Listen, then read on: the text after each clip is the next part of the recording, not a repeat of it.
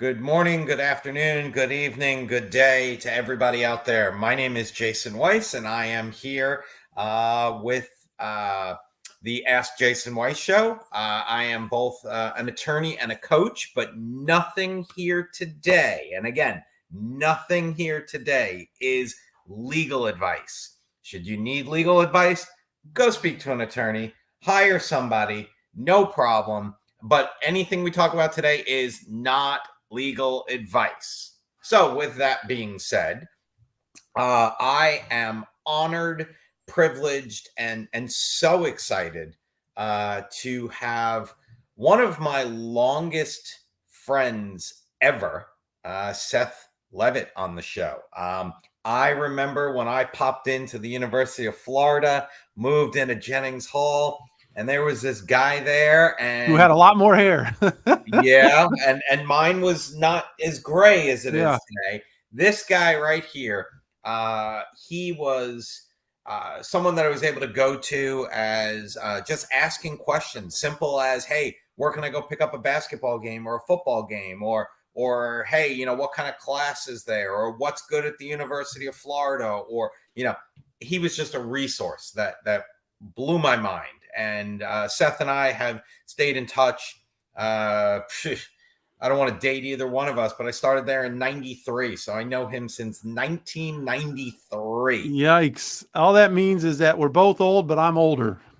You are older, but I feel older. You're in better shape than me. So I don't know about that. Seth has jumped around to some exciting stuff. He'll tell you, he's nonchalant about it, but he's done so much great stuff. He's got so many great things going on there. And I just, the level of respect that I have for him, and I'm not saying this to make him blush, is just extraordinarily high. And I know Seth is always the go-to guy, the rock, the stable. And if you ever need a helping hand, he's always there with two hands. So Seth, I want to thank you first as a friend.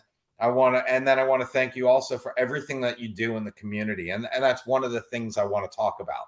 Well, thank you for quite the introduction. I really appreciate it. I try to lend a helping hand. No legal advice. So that, I heard that in a disclaimer. So we're not lending any of that, which is a good thing because I'm the last guy you would want to come to for that anyway. But yeah, man, it's been a long time. It's been great to see our friendship, the evolution of that, our careers take off, families, and all of the things, kids and everything that's happened since then. And occasionally I have called you for some legal advice, just not on this show. But and look, and I've called you because of some of the amazing things that you do. So I'm going to jump into it. And I know we're going to talk about the fish tank, and that's a show, but I'm going to start with my favorite thing, and I guarantee you can guess what that's going to be. Exactly where you're going.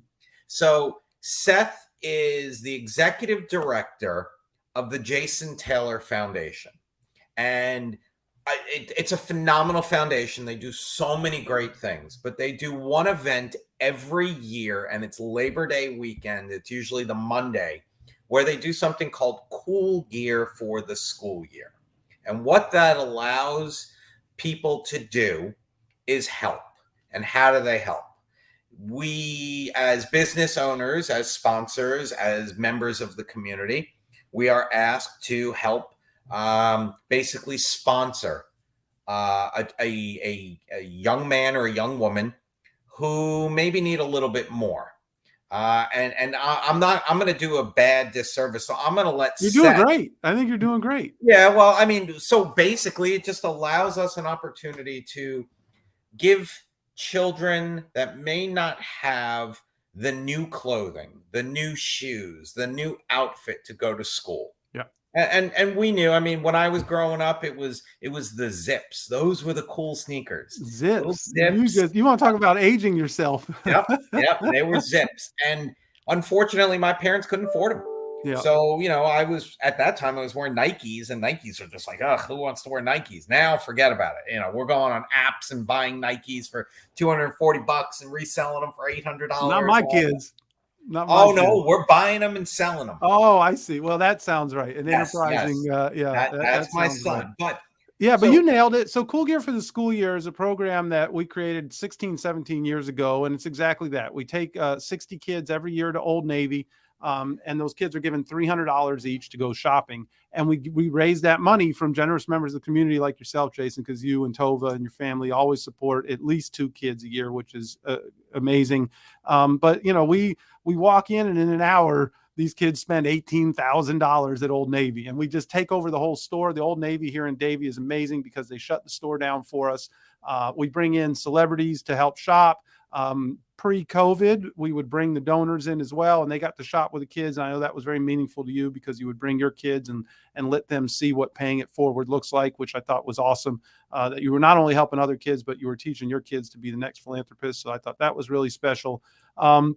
But the whole concept is these are middle school age kids that we target. And the reason is for any of you who are parents or any of you that grew up that middle school is that age where you start getting a little awkward and you start looking at the girl next to you at school and what does she think of me? And wow, she might be kind of pretty and I'm embarrassed because of the clothes that I'm wearing and all these things. And are my pants too short or are my clothes too dirty? Or are they too tight? A lot of these kids have never had new clothes. Everything they've gotten has been and there's no disrespect to this. You survive the way you have to, but it's been a hand-me-down. It's been through a thrift store or whatever it might be. And our whole idea and Jason's idea is if we can eliminate that distraction in school, there's enough going on in school that a kid doesn't need to be worried about all that. And so if we can eliminate that distraction, it gives them just a little bit more opportunity to focus on what's happening in the classroom, but it also empowers them. You walk, the football players all joke, if you look good, you feel good. If you feel good, you play good. And then Deion Sanders added, if you play good, it pays good. Right. So, the idea that these kids can feel good about themselves when they walk into school, eliminate a distraction, it gives them just a little bit more of a chance to exceed in school. And that's really the motivation behind it.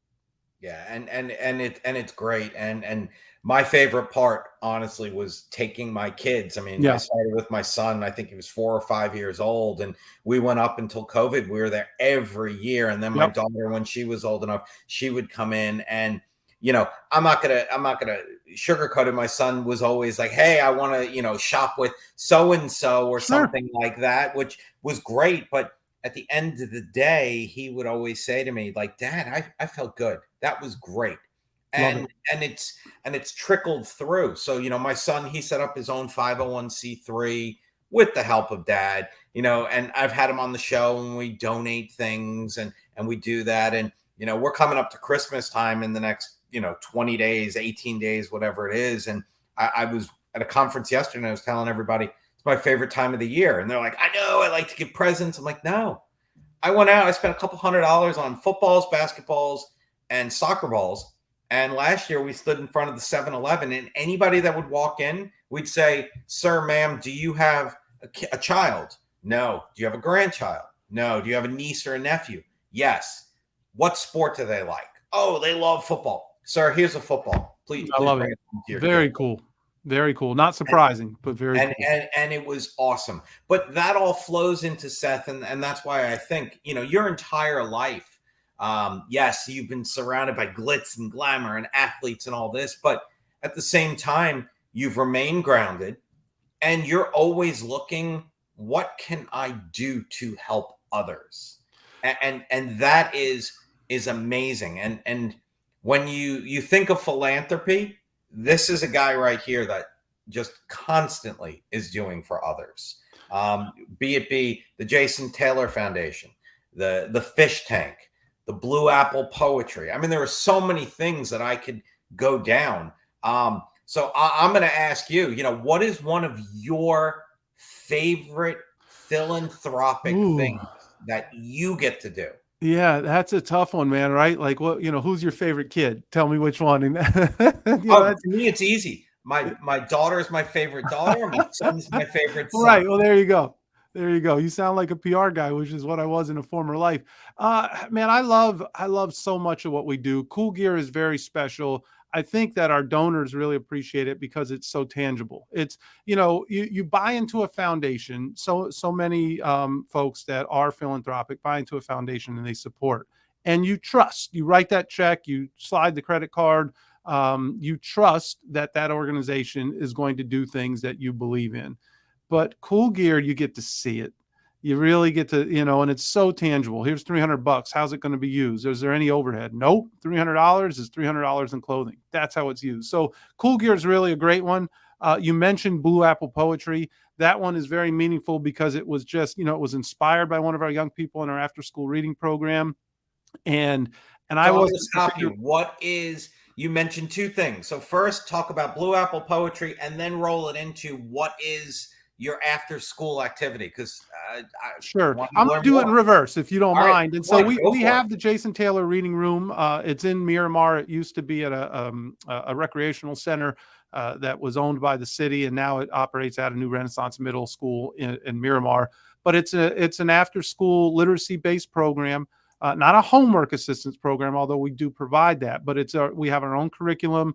We have certified teachers and teachers aides that are there at Monday through Thursday during the school year. And we're with those kids for 2 hours. And the whole goal is to help bring them up to speed or exceed where they should be at their age level in literacy. But it's evolved over 15, 16 years to where it also includes, there's a math component, there's a STEM component. So it's not just that. But over a decade ago in the reading room, our amazing educational director, Kevin Sawyer, at that point, he wasn't even running the program, but he would give an annual Black History Month presentation. And it was really in depth, and it was far beyond anything that the students were learning in schools about their own history. And it was very impactful and very meaningful. And one young lady by the name of Autumn Williams, she was an 8th grader at the time, actually a 7th grader at the time. She went home, wrote a poem. It was the first time she'd ever written a poem. And she came in and asked if she could present it the next day. And when she presented it, she spoke it. And so without even realizing it, she had created a spoken word piece. And she blew the roof off the place. The kids went nuts. Her sister went and jumped in her arms. The teachers were inspired. So when the student's inspiring a teacher, you're on to something. And Kevin Sawyer called me and he said, you got to hear this. And so he sent me the poem. And we started to think about how could this impact our young people? Like, it's so hard to teach these kids because they're in school all day and it's school after school. And then the way that students learn now, the way that students look now is different than the way a lot of the practices in the schools really were built for. They were built for a different group of students at a different time. And so much is different now. And so we felt that this was still rooted in literacy. Our kids could still have the need and the desire to look up things about their history, the world's history.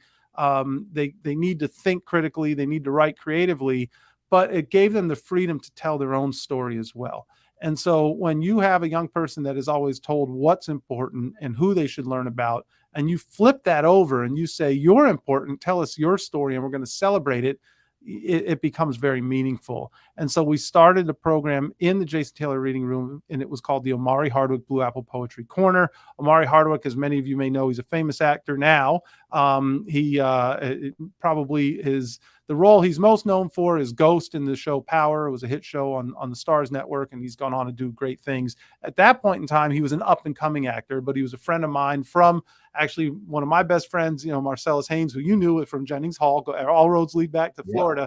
His best friend growing up was Omari, so we knew each other forever, but he was also a poet. And so Jason Taylor said, look, you can go ahead and do this, but I'm not writing any poems. So Omari was brought in. We inspired the kids, had 10 or 12 kids there that just were absolute rock stars. And somebody said, how do we get this in all the schools? Fast forward 10, 12 years later, it's the largest youth spoken word poetry program in the state.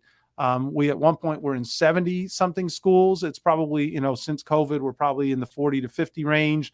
Almost every high school here in Broward County, some Dade schools, Palm Beach schools, some schools up in Port St. Lucie. We were working with a school in Jacksonville and beyond. So it's become so much of who we are. And so Blue Apple Poetry is certainly something I'm very proud of. We have full-time staff members that oversee the program.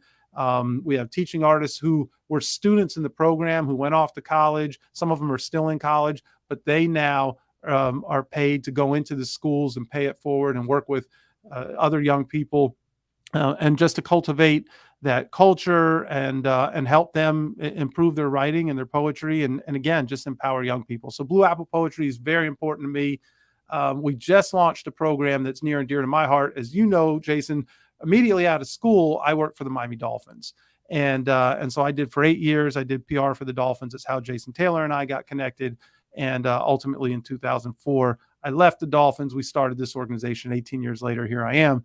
But we never did anything about sports. JT didn't want this organization to be about sports. We had a football camp here or there, but his thing was there's a lot of programs for young people in sports, but education, that if you can educate a kid, when an opportunity comes around, they can be prepared for it. So that's really what we're rooted in. However, we finally decided we are way too connected to sports to ignore it.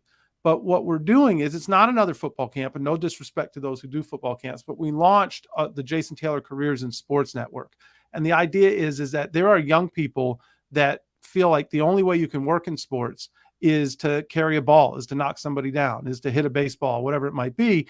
And if you can do that, that's great. Ride that until the wheels fall off, whether that gets you through high school, whether that gets you a free college education, whether you are the 1% of the 1% that makes it to the pros. But the reality is that window closes for playing sports for everyone. My boss did everything you can do. He's going to be in the Pro Football Hall of Fame for 40,000 years. They told me that bronze bust will last 40,000 years. He'll forever be recognized as a football legend. But at 35, 36 years old, he was looking for a new career. That's a young man. He was looking for a new career, and he did it in sports broadcasting, and now he's doing it in coaching. And so the whole idea is that if our young people love sports, they can build lifelong careers in sports. And so we established this network. This is the first year of the program. We've got about 15 schools working in it. We hired Troy Drayton, a former Dolphins tight end who played 10 years in the NFL. I think you probably shopped with Troy at Cool Gear one year. I did. He played 10 years in the NFL, but then he also spent 10 years working for the Dolphins in youth programs. So he's had 2 careers in sports.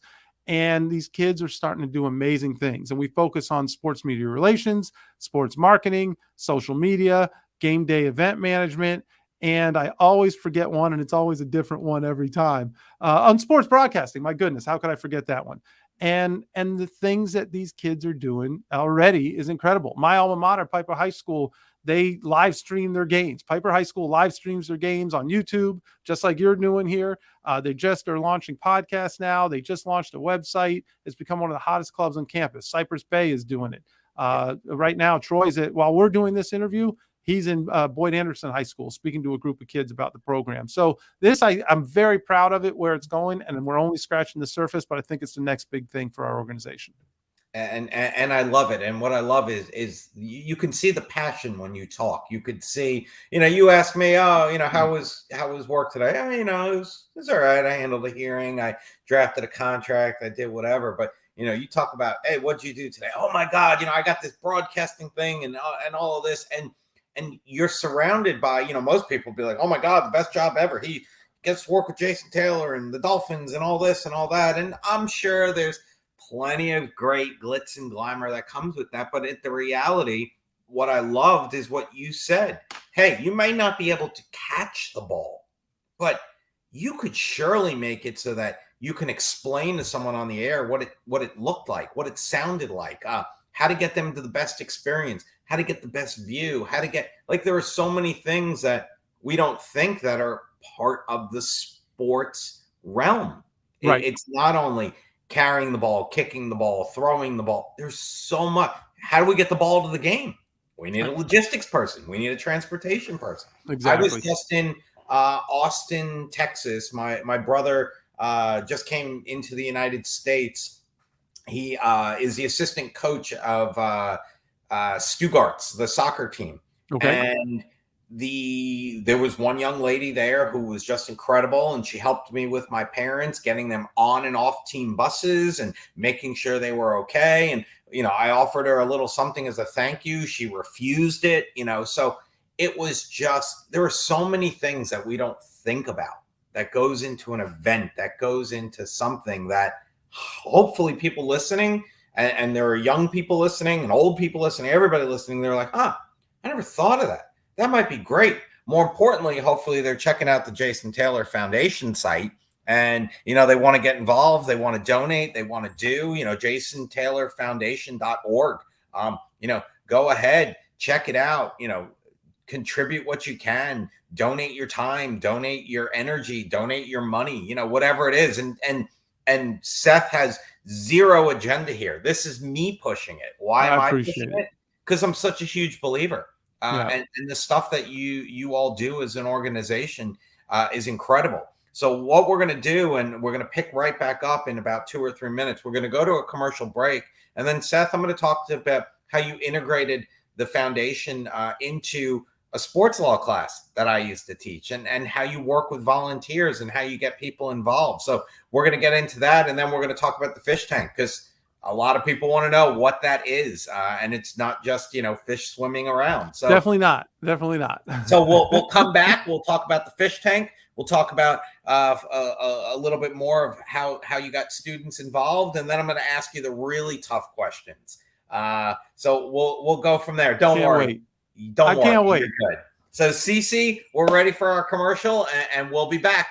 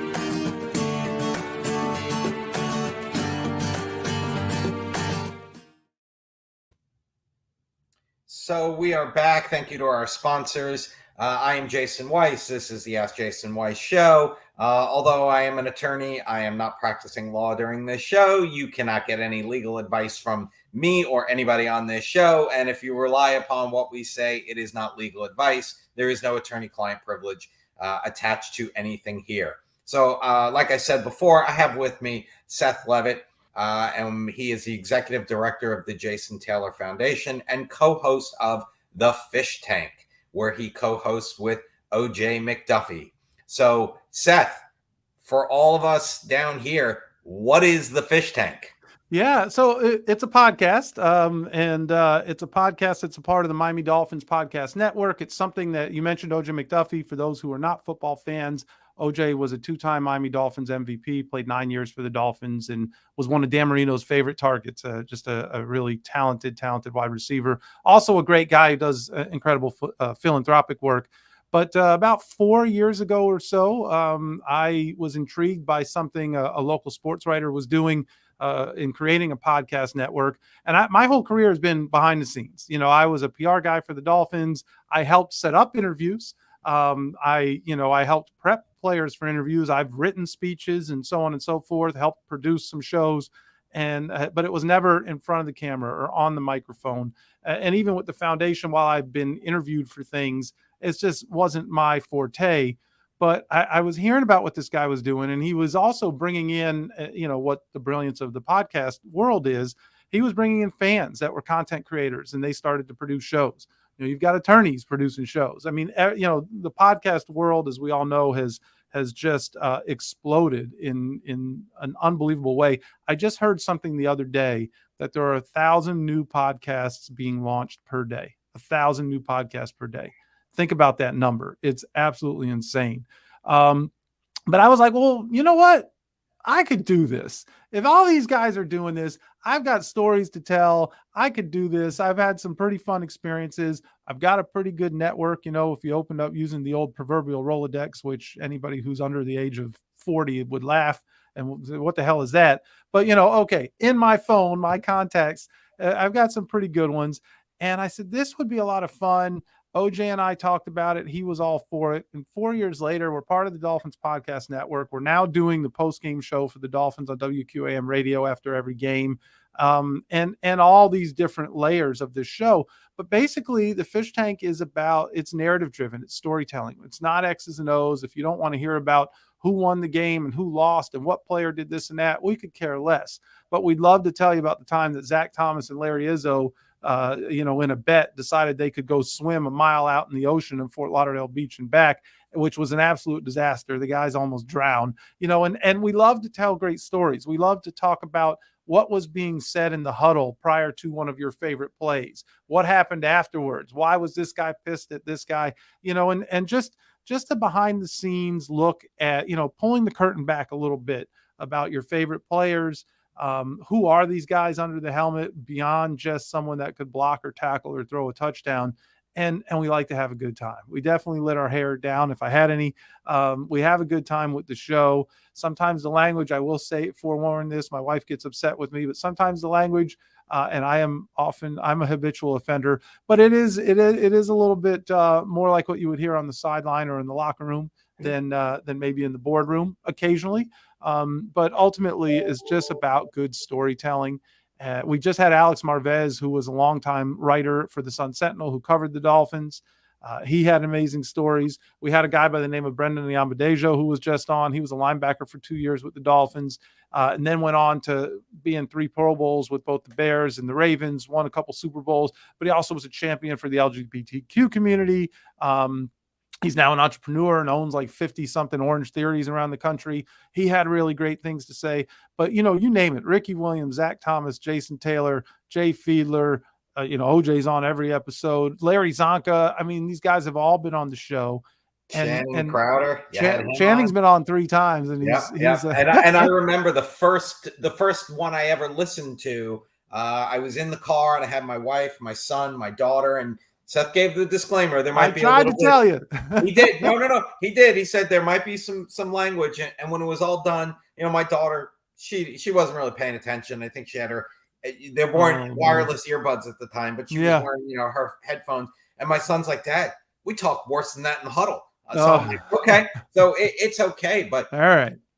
No, you gave me fair warning. 100% fair. I was terrified. I had some people get upset with me. How can you? I'm like, look, we put explicit on there. We definitely try to but we've cleaned it up a little bit since we're now part of the Dolphins network. But what my son liked is, he was telling me afterwards, like, they talk about this stuff. We talk about this stuff. And I've turned to my son. I'm like, I don't care if you're the best player on the team or the worst player on the team. You could still be a leader.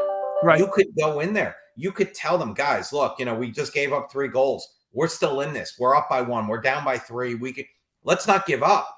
We might not win, but let's get some highlight reel. Let's show that we're a team. Let's regroup and get something for the next. And that was what was great. And just hearing about how athletes, you had the great play and all this. What led up to it? The doubt, the stories, and it's just such an insight. And I think it really allowed my son to see that, these guys that are on TV making a living doing what they love, how it can translate into, my son doing what he loves. Love that. And it was great. I know you're very, very heavily involved in the youth movement. And when I say the youth movement, supporting youths, getting youths to the point where they can achieve their goals. They can accomplish their goals. You've always been like that. I mean, shoot, even when you and I met, I was a 17-year-old kid, coming into college. Yeah, but I wasn't that much older then. Yeah. I mean, was I 19? So you were 18 or 19. I mean, right. I was a freshman. I started at 17. Most sophomores, which is what you were probably 18 or 19. Right. But the difference was you had a year of college under your belt. You understood it. You knew the ropes. And there were so many times that I know for a fact that I was hanging out with you, playing Xbox or going getting something to eat or playing football on the roof and doing all that stuff instead of the stupid stuff that some of my friends were doing. And it opened up my eyes, like, everybody can have fun their own way. Everybody can do their own thing their way. So shoot, even at 18, you were mentoring people. You mentored me. Well, And it's I'm nice of you to say. I don't know, I no, appreciate the kind words. 110%. And you continue to do that today. I was lucky enough where I was teaching with Dr. Bell over at St. Thomas and the undergraduate program, the graduate program. We were teaching people that weren't playing sports to still want to get into the sports management. And we were fortunate enough to be able to do things with the Jason Taylor Foundation. And I think you still have some of my students working there. Yeah, I mean, I know, listen, that St. Thomas University has an amazing program. Our vice president of operations, Sean Todd, his aunt is Jan Bell, who is a legend in the sports management industry. And his wife, Laura Courtley Todd, was the athletic director at St. Thomas University. She's still a professor there. So we've got very close ties to the university. President Armstrong continues to support it's just been a great partnership. But yeah, I love speaking to young people about the industry. And it's weird because 8 years working for a team, the last 18 working for Jason. So not really in the sports industry, but I've always had one foot in one way or another. But I think that's a misnomer, and I don't believe that, because in my profession, right, if I represent if I represented, let's just say, football player number one on the closing of a house or the closing of a business in my industry, now I'm considered a sports and entertainment lawyer. Why? Because I represent football player one, and it was so. Just because you're not working for the team, just because you're not standing there throwing the ball, catching the ball, you're still in the sports arena. Yeah, one way or another. I don't disagree with that, but I think there is a distinct difference when what you're doing every day is about that team or that industry. If you're at a sports radio station versus having a podcast once a week. And so, but I've always had one foot in, and you're right. If you're connected one way, shape, or form, you start to understand the industry to some degree. And so I've always enjoyed talking to young people about it, because it's a sexy industry to want to get into, and it's exciting. And you talked about glitz and glamour, but it's a grind, man. Anything in the entertainment industry, if you are not the entertainer, anything in the entertainment industry, you're basically working during other people's free time in some way, shape, or form. You know what? The NFL owns Sundays. Most people on Sundays, they're kicking back, their feet are up, they're watching NFL games, they're spending time with family, they're making sure they can clean up their garage or wash their cars or whatever. It's not work. And that's the longest work day of the week for people who are working in the NFL. And so I try to, I just want to make sure that young people understand what they're getting into, but also what it takes to be successful, the way people in the industry view young people when they're coming into the industry, what their expectations are, what they're looking for. Because, that was important to me when I was trying to break in. So I really do enjoy doing that. I probably get less of an opportunity to do it now than I did in the past. And then as life changes and grows and we have our own kids we're investing in, and if I at some point I need to stop adding projects to my plate. But it is something that anytime I have the opportunity or somebody's looking for some advice, I have friends all the time that, now I'm at that age where someone says, hey, my son or daughter is trying to break into the industry, and can you talk to them? They're 16, 17 years old. And it's a big part of the reason why we started the Careers in Sport Network. It really is. So I do like it. I appreciate your kind words. I don't know that I was, I don't know what kind of a mentor I was or wasn't at that age, but I just tried to be me. But I think I am a little bit more intentional with it these days. So where can we find out? Because the Careers in Sport Network, I'm sure a lot of people would like to know a lot more about that, and you could probably spend hours and hours and days. Is that through the website? Where can somebody find that? Yeah, I think the best thing to do is and let me also preface it with this, because in the world of live streaming, you could be watching this anywhere in the world. Yep. And this is a South Florida based program at the moment. Right now, we're only working in Broward County schools. If you are in Broward County and you have a young person in your life, whether it's your child, your grandchild, nephew, niece, whatever it might be, and you think it's something they might be interested in, ask them if that program even exists on their campus. And if it doesn't, feel free to go to, reach out to us. I know at one point you had the email address up there, info@jasontaylorfoundation.com. I mean, they can go, there it is. Thank you so much. They could go to the website for sure. We're still developing what it looks like, but the reality, I would say, reach out to us, say, hey, I heard about this. We'd love, my child would love to help start a program like this on their campus, or my child's at a school. Do you know if they even have this on the campus? Because some schools do a better job of promoting themselves than others, or some clubs do a better job of promoting themselves than others. And we can tell you, oh yeah, you're where are you going to school? Oh, you're at South Plantation. Yeah, go see Mr. Collins. That's who you need to talk to, and he'll get you going. So I would say email info@jasontaylorfoundation.com if you have an interest, or you think that a young person in your life has an interest. And if if the fish tank thing is something you think would be fun, you can follow us on social media at thefishtank81.com. You guys are killing it. You guys are absolutely killing it here with the lower thirds. So that's the website there, thefishtank81.com, but that's also our handle on Instagram, on Twitter. And then, if we are not, we don't stream on YouTube. Occasionally the Dolphins will put our videos on YouTube, but if you just want to listen to the podcast, Apple Podcasts, Spotify, Google, you name it, you certainly can you can stream the show. So as a fellow Gator, I just got the update that Jack Miller, who transferred from Ohio State, will start versus Oregon State in the Las Vegas Bowl. So good for you for following all that. I still root for the Gators, but I'd be a liar if I said I follow it now the way I used to. And I did for a long time, especially Gator basketball. Gator basketball was really important to me. Yeah. It's kind of how I got my start in the sports industry, which is another story for another show. But I got to a point where, man, there's just so much on my darn plate that all my sports attention goes to these Miami Dolphins. Love talking about them in the post-game show and some of the things that we do on the podcast. And beyond that, man, I'm just trying to be dad and keep a roof over everybody's head and do the work that we're doing with the foundation. But go Gators, nonetheless.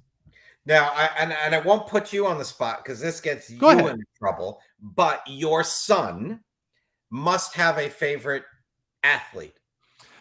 So no, he's not into sports at all. Really? No, he's not into sports. It's a funny thing.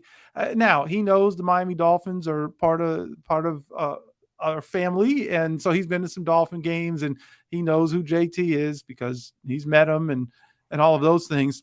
He knows who OJ is. So, he probably likes some of those older guys for that reason. But the reality is that he is more interested in, he's definitely an artist at heart, and he loves coding, and, he could sit, and sometimes we go for walks, and he can tell me about a certain game that either he's creating or a game that he's playing, and the whole storyline and all of those things. That's where his passion lies. It's not sports. And he certainly, if he ever wanted to get into sports, the opportunity's there. There's enough of it around him, but so he's exposed to it, but it's just not his thing. So my son's, I think, and he'll probably tell me I'm wrong, but I know one of his favorite people is Sean Wooden. Loves that guy. Loves that he played at Notre Dame. Yeah. And Sean is just the type of person that, he's just a phenomenal individual, just a great man, a great dad, a great teammate, a great everything. And he razzes my son a little bit, and my son loves it. And what's the worst part, Seth?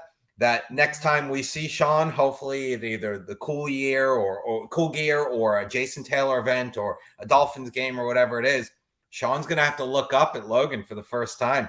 He's hitting 6'3". That's incredible. The man is a giant. And he's how old? We've got pictures next to Jason Taylor each year where he's catching them. He's getting there. He might. Very impressive. Yeah. And Woody's great. He's been on the show, told some really fun stories about his recruiting process. And then, he came in. Woody, I always joke that I was part of the class in 1996. That was my internship year. That was the year Sean was a 7th round draft choice for us that year. Zach Thomas was a 5th round draft choice. So it was, that was a really special year for me. And so Woody and I have known each other for as long as we both have worked for the Miami Dolphins. But you nailed it. He is, first of all, he's incredibly bright. So you talk about a guy who was a student athlete, just incredibly bright, also good enough to be a professional athlete for as long as he was. But then in his post-career, the things that he's done, the entrepreneurial spirit that he has, investments and advising other young athletes, he's a special dude for sure. He really is. And what you said was hit home really hard because, and you said it quite well. You said he was an intelligent. You talked about the student athlete Yep. portion, and Yep. it used to be, oh, he's so smart for a football player. No, No. no, no, no, no. Sean is so smart for a human being. He's a great athlete for a really smart guy. That's how Oh yeah, with Woody, that it's is, the other way around for sure. and I love that, and that's what I'm trying to instill in my son and his teammates. Because my son, he plays lacrosse. These PLL players, professional lacrosse league, you can make more as a teacher, and unfortunately, that's sad. Right. But play lacrosse as long as he can because he loves it and he enjoys it. And where can it go? And again, that's the whole thing with the careers in sports piece. Look, I was a terrible athlete. My mom's probably watching this going, no, you were great because she thinks I was great at everything. I wasn't going to be able to play on any team in high school. I wasn't, I played intramural sports just because I loved to play. But I wasn't going to be able to play at a level that was meaningful, that was going to get me to school or do anything. But I wanted to work in sports. And so there are kids out there that absolutely love it, whether they are great athletes themselves or whether they're just passionate about the industry.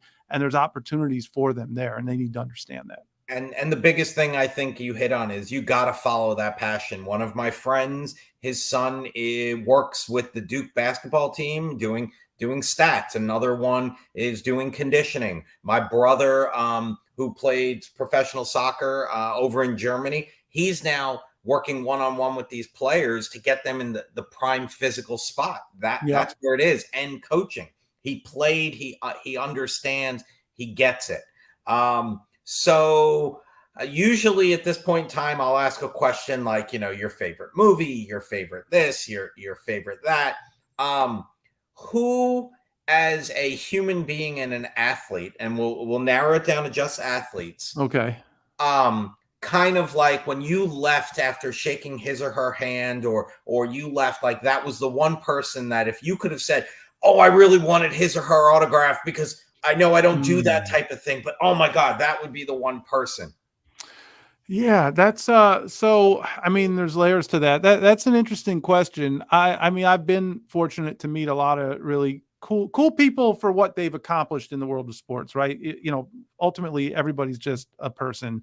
Some of my closest friends are the ones I admire the most because I've gotten to know them as humans. JT is like a brother to me in a lot of ways. And I think everybody sees, like you said, the glitz and glamour and the Hollywood element, but I get to see what kind of a father he is. I get to see, we do the work that we do in the foundation, but I've also done things where that haven't been publicized, where someone calls and says this person's on their deathbed and can you go visit them? And we're knocking on the door in the neighborhood and someone's not expecting us. And so I have great admiration for the person that he is and the father that he is.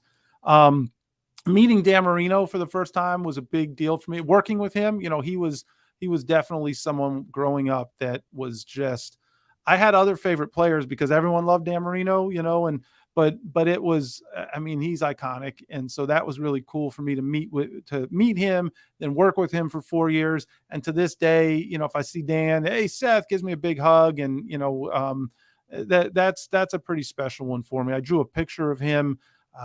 Gosh, I forget how many years ago now. It was probably right after he retired, 99 or 2000. And he still has that picture. And so that was pretty meaningful. But as far as guys who I don't necessarily know that aren't close to me, I did get an opportunity to meet Michael Jordan once. We used to go to his golf tournament every year with JT because JT and Jordan were friends. And I'm not that I was a huge Michael Jordan fan, but how do you not, there's 2 or 3 people in the history of the planet that are on a certain level athletically. And Michael Jordan, Muhammad Ali, right? I mean, there's, Jim Thorpe, there's like just a few people, and he's one of them. And so I would see him every year at the event, but he did his thing. And I was just there, whether, hanging out with JT or, my wife started to come with me in a couple of the later events, but there was an opportunity there where he said, hey, come over, let's go say hi to Mike. And I was like, you know what, that's a piece of history to shake his hand and say hello, which I did. And he said, hey, I appreciate you coming here. And I'm like, okay, great. That's nice of you to say, but that was pretty neat. Meeting Michael Jordan was pretty neat. Just for the idea that's kind of, again, that's a piece of history. That's the kind of guy that people are going to read about, learn about.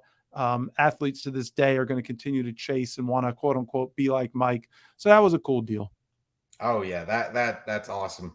That is awesome. I got to meet Derek Jeter and Don Mattingly within an hour of each other, and my head was spinning. Yeah, And all I wanted to do to say both of them, please, but nope, no signatures, no nothing. right. So It wasn't Seth, so bad. no, not at all, not at all. So Seth, if people want to find out more, we have the information at the JasonTaylorFoundation.org. Yep. Follow Seth on social media, on Instagram, on Twitter. Don't follow me. I'm boring, but the fish tank is kind of fun. So yeah, thefishtank81.com is the website, or at thefishtank81 on Twitter and Instagram. And Instagram, that's where I personally I follow. I check it out there. I comment, and it's a lot of fun. Are you on LinkedIn? Do you do the LinkedIn thing? I do LinkedIn. I'm real heavy into LinkedIn. That's where I put my. Do we follow each other on LinkedIn? I'm sure we do, but if not, I'll make sure. You got to correct that. Yeah. I disappeared from LinkedIn for a while because of a job. I did too. And now I'm back in. I hit LinkedIn hard. He's back, baby. Jason Weiss on LinkedIn. Follow him. Oh yeah, I am there, and I'm always wanting to help. I'm always trying to help, and that would be my thing. And I think that's why we clicked, because when you moved out of Jennings, I stayed, and I became an RA, and I helped out other young men. It was primarily men on our side of the building. I helped out other young men. It was supposed to be all men on that side of the building. So otherwise, you weren't doing your job as an RA. Yeah, but you know what? The best part was the men's side of the building was half the size as the women's. Yeah. So it was a 2-to-1 ratio, no matter where you go. It's a great place. It was great. It's a great place. It was a great place. University of Florida, Gators, Seth Levit, Miami Dolphins, OJ McDuffie, the fish tank. I mean, this couldn't have been more fun, at least for me. This was I had a blast. I appreciate you having me on. This was great. Check out the Fish Tank Show with Seth if you are inclined to want to get involved in anything philanthropic, your time, with your energy. Just you want to check it out. Check out JasonTaylorFoundation.org. Check out Seth Levit. Check out the Fish Tank. And Seth, thank you so much. Have a wonderful rest of the holiday season, and I'm sure we'll be talking really soon. I can't wait. I look forward to it. Thank you. Again, you and your family. I hope you guys have a great holiday season as well. And then when this is over, can I call you for some legal advice? Oh, all the time, okay. Anytime. I just want to make sure. Always. Thanks for having me on, brother. CC, thanks for running the back end like always. This is awesome. And we'll see all our viewers one more time in 2022 on 12/22.